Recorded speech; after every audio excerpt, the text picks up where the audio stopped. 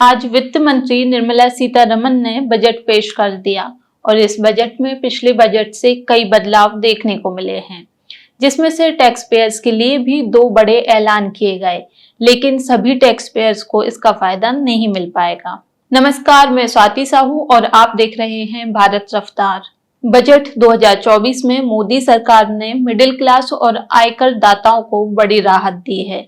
वित्त मंत्री निर्मला सीतारमण ने इनकम टैक्स पेयर्स के लिए दो बड़े ऐलान किए हैं।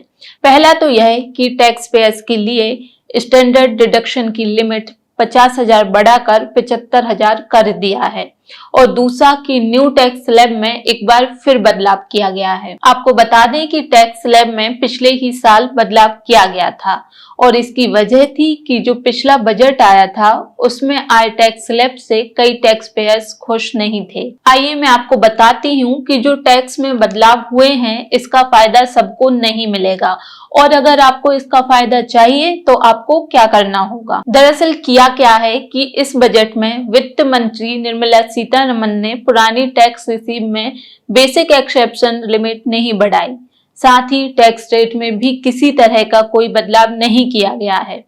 ऐसे में पुरानी टैक्स रिज्यूम चुनने वालों को स्टैंडर्ड डिडक्शन बढ़ाने का फायदा नहीं मिलेगा, यानी जो भी बदलाव हुआ है उसका लाभ सिर्फ न्यू टैक्स स्लैब चुनने वालों को ही मिलेगा, जो कि पिछले साल ही चेंज की गई थी। इस बार नौकरी पेशा लोगों को उम्मीद थी कि वित्त मंत्री बजट में इनकम टैक्स में राहत दे सकती है।